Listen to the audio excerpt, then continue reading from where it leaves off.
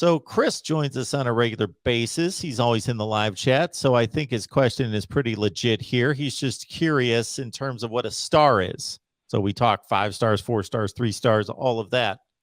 So what would be the best way to describe the star system? Well, okay, start with 5 star. 5 stars projected as a surefire NFL draft pick. So you knock that out right there. A 4 star basically is a blue chip recruit, Power 5 guy that's expected to, be a 4-year starter and play at a high level. Breaking it down, a 3 star is a Division I prospect. There's a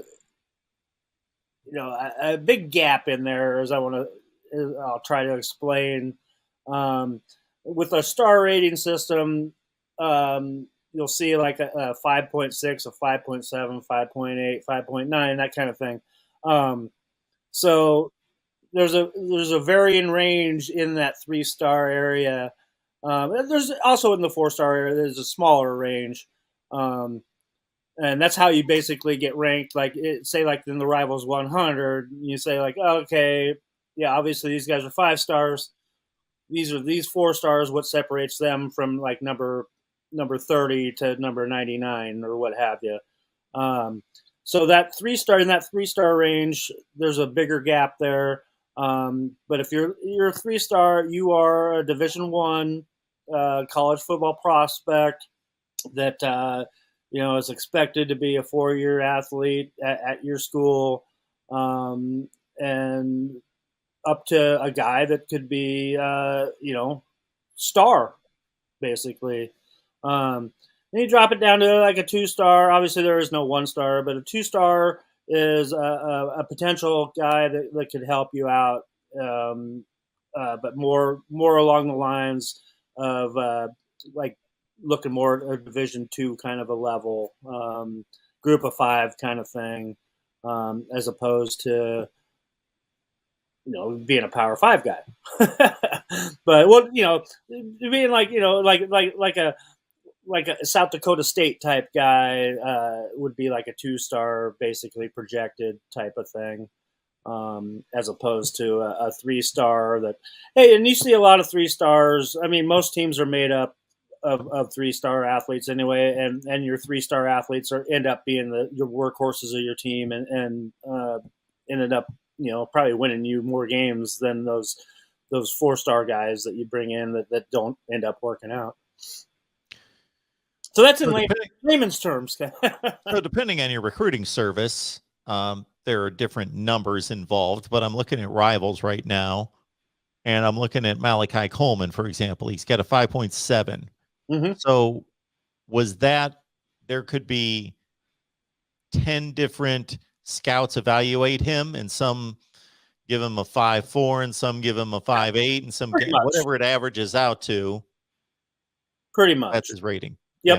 Yeah. Yep. Pretty much. And like I said, I mean, these days, most of these ratings and stuff, people rating them are doing it off of film. Okay. They're not there seeing these guys play in person. And Rivals used to have a rule is that you were not allowed to be rated until you were seen in person at either a game or at a camp or one of those kind of settings. Obviously, COVID has kind of thrown those rules out. So, and it's never been an exact science, and obviously it's an opinion. And if you're a so-called recruiting analyst, and I'll use that term lightly because I think anybody would call themselves a recruiting analyst these days.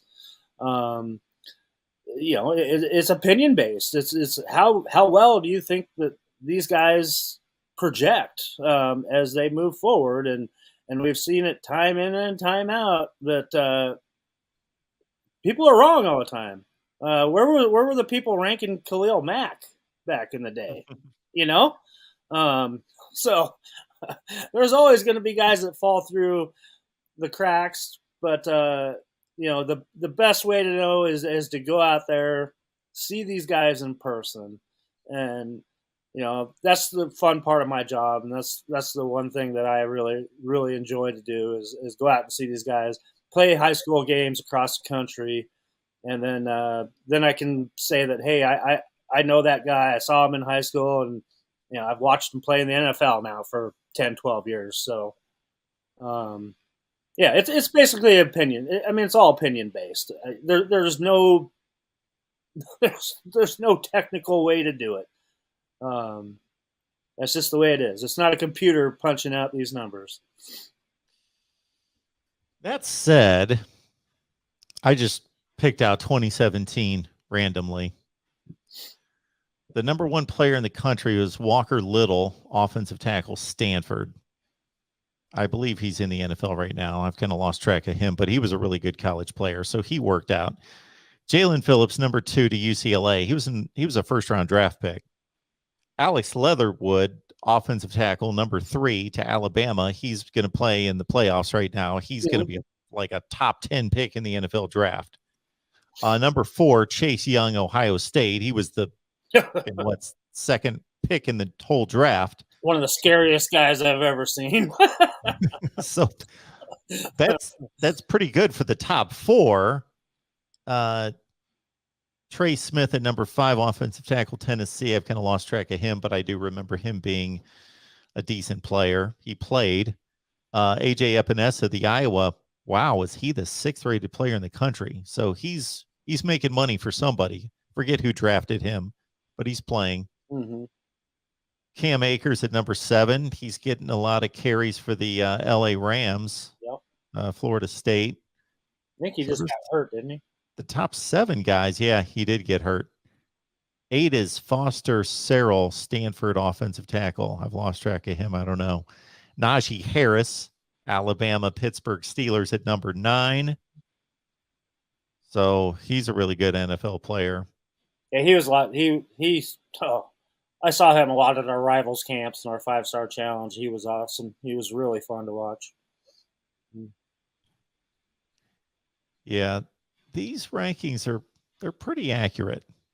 Do you really? Well, like I said, the 5 stars are pretty easy. You don't miss on a lot of those guys, especially when they're ranked that high, and they have unless something tragic happens to them in their college career, they're gonna pan out and be a draft pick, a pretty high draft pick most of the time. But yeah, it's after that 5-star where it starts to get a little bit dicey, where there's a lot of hit and misses there. Yeah, I'm just curious. 2014. So we're going back to where these guys should have a couple of years in the NFL. Your top 4 are slam dunk, really good NFL players. Myles Garrett, Leonard Fournette, Cam Robinson, Jabril Peppers. Yeah. Kyle Allen, quarterback, Texas A&M. I remember him playing quarterback at Texas A&M. He's in the NFL kicking around, but he's not a player. Quarterbacks are the one position that it really, you can have a guy ranked number 1. Let's just use like Matt Barkley as an example. Fantastic player coming out of high school. Had a really good career at USC as well. Hasn't translated to the NFL. He's been a career backup. And I'm just using him for an example. You can go across the board with highly ranked quarterbacks coming out of high school that just end up kind of as a career backup guy. So I think quarterback might be the hardest position really to translate from high school to the NFL.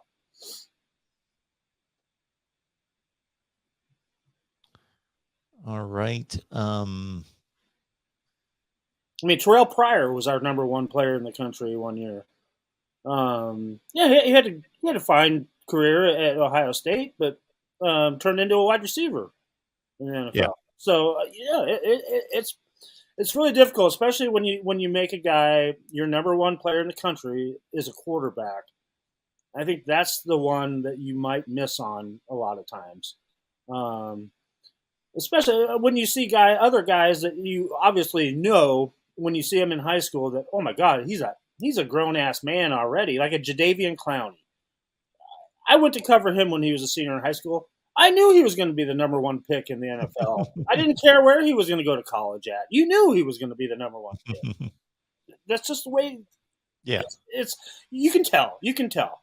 As opposed to Terrell Pryor, because of playing quarterback, there's just so much information to process and skill development.